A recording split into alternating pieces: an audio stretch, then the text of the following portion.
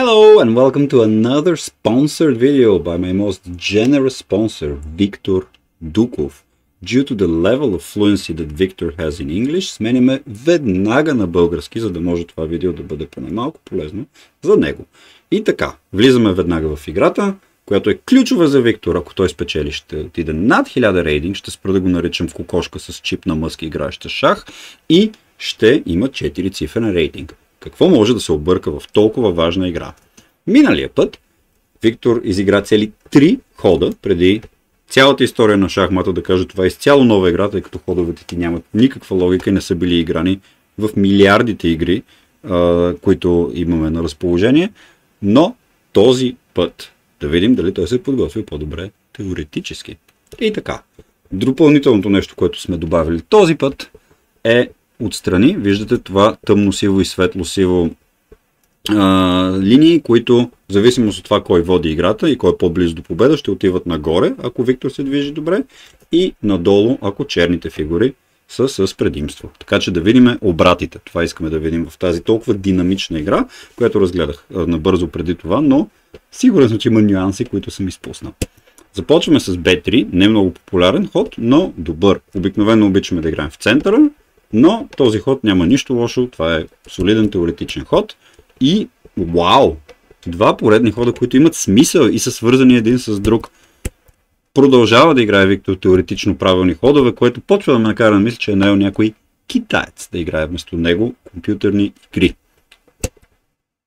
Да, все още има такива ходове. Аз съм изумен, защото вече се намираме на ход 6 и все още има 2 игри между майстори според компютъра, които се развили така, и все още наистина десетки хиляди игри на по-аматьорско ниво. Тоест всичко до тук е окей.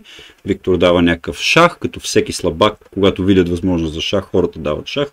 Нищо, че това реално просто помага на противника му да се развие. Тук компютъра не харесва взимането на коня от страна на Виктор с офицера. Според мен не е фатално. В такива игри, окей, смяна. Нищо фатално няма да се случи в следващите ходове, благодарение на това. И така, 9 хода са минали. Виктор излиза сравнително сух от дебюта на играта, да видим на къде ще се развие.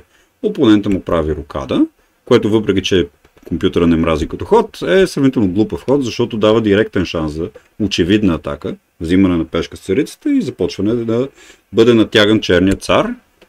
Наистина почвам да се чудя какво става. Тук Виктор отново прави правилен ход, което прави повече правилни ходове от цялата минала игра, която гледахме до ход 10. Браво, браво, окей. И така.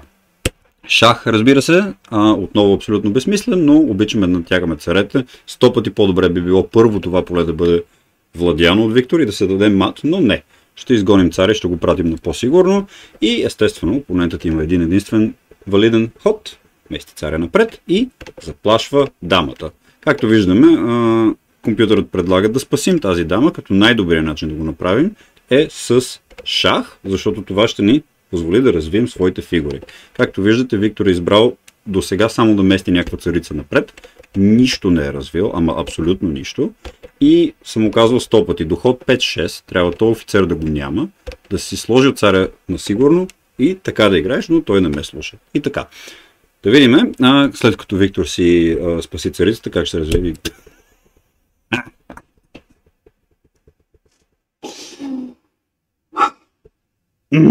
Защо се занимавам с това? Значи, за по-новите в шаха, когато видите червеничко с две въпросителни, компютъра смята ходът за ужасен. В случая е толкова ужасен, че не просто Виктор губи царицата си, а според компа има някакъв мат в 10 хода.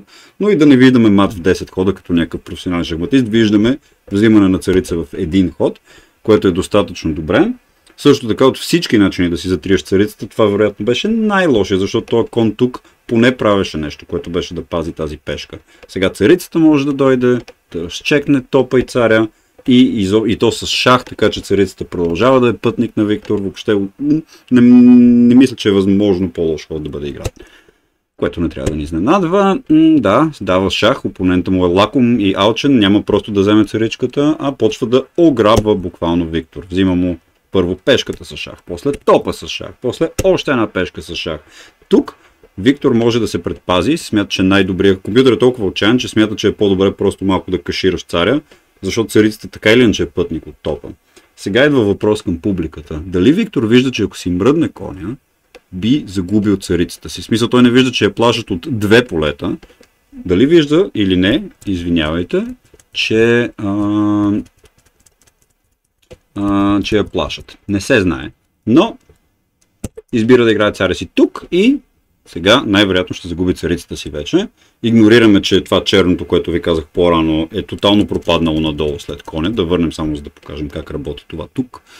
Този рейтинг, или как да го наречем за това, на къде върви партията. След този хон пропада като един чувал към черните фигури и така. Връщаме се отново в позицията, в която спряхме анализа до тук и да видим как сега опонента му ще вземе царицата. Не! Опонента му решава джентълменски да не вземе царицата, която от 5 хода може да вземе и дава шанс на Виктор да се спаси. Виктор, който когато трябваше, не видя, че трябва да отиде тук с царицата, за да може чрез шах да измъкне. Дали ще го види сега? Видя го, т.е. Виктор, виждаш ли? Можело. Само трябва да си помисли 2 секунди преди да играеш някакъв кон, който да загуби цялата партия. И така, Виктор е в лоша позиция, обаче вече има царица активна и играта продължава. Ето, шахове отляво, отдясно, закрепено е положението, не е добро, наистина. Назад сме с един топ, назад сме с един офицер още, май една пешка, но играта продължава.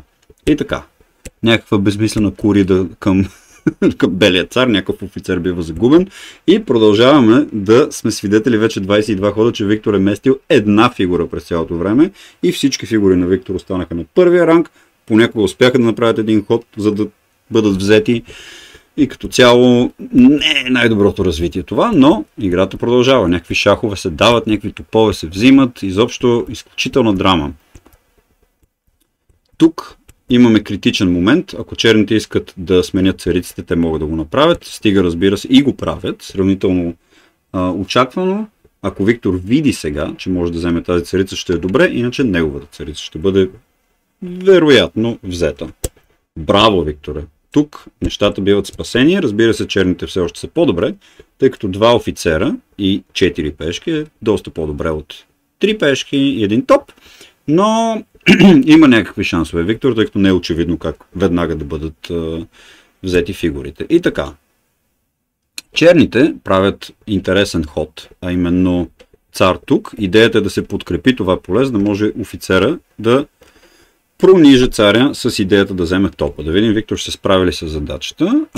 Мести си царя, т.е. справя се, но аз съм 100% сигурен, че причината е, че си казал пещица, отколкото да мисли за някакви сложни шишове тук и такива работи. Не е най-добрият ход на лошите, защото дават шанс за атака на Виктор, която е сравнително лесна за виждане и той го прави. Това е единственият му шанс да направи нещо, е този така наречен капан, да блокира офицера да не може да се движи, с идеята, ако черните играят някакъв случайен ход, който не изглежда лош непременно, мръднат другия офицер или някоя пешка, тази пешчица да се мръдне напред и да се бъде жертвана за офицер, с което Виктор да поизравни играта. Естествено, черните, както виждате, въпросителните да, са и от двамата опоненти, дават шанс това да се случи и за мой особен шок Виктор го прави, т.е. вече нещата започват да изглеждат равностойни, даже леко предимство за Виктор. Браво! И така, влизаме в един ендшпил, в ендгейма влизаме като равностойна партия. Би трябвало между добри шахматисти да завърши наравно тази игра, тъй като топа е по-силен от офицера, но черните имат 2 пешки повече. Би трябвало да няма никакви проблеми играта да завърши наравно. Но, разбира се, изненадите не свършват тук, защото Виктор успява да загуби партия, в която не би трябвало да е възможно да има ход, с който се губи. Даже ако не си дадем топа, примерно, до царя или нещо такова, не мога да си представя по-лош ход от това, защото компютъра казва сега черните ще спечелят, като почнат да бутат пешката напред и в един момент тази пешка стане толкова силна, тъй като няма никой срещу нея, че Виктор ще трябва да си даде топа за нея. И оттам нататък останалите фигури би трябвало да спечелят играта за черните.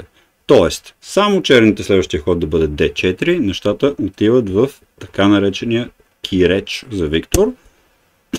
Но, отново, черните отказват да бъдат по-малко щедри от Виктор и местят отново един от единствените ходове, с които могат да оплескат всичко, именно да си загубят офицера. Аз дори не разбирам каква логика може да има този ход. Имаш пешка, която има чист терен пред себе си и я буташ, но буташ единствената пешка, която няма в момента къде да отиде. Много интересно. Взимане на офицер, правилно, и Виктор изчиства останалите пешки с помощта на своята цар, пешка и така нататък. Ето всичко бива взето и тук на ход 54 опонента на Виктор прави най-голямата си грешка. Той се предава и Виктор печели, а аз ви гарантирам, че тук има поне 50-60% шанс тази партия да не бъде спечелена от белите, но опонента му показва респект, който аз никога не бих му дал. Виктор е браво. 1007-8 рейтинг, задръж го, научи се да си местиш фигурите на задния хоризонтал напред, а не само с някаква царица да се разхождаш. И в общи линии това е съветът от днес. Благодаря за вниманието.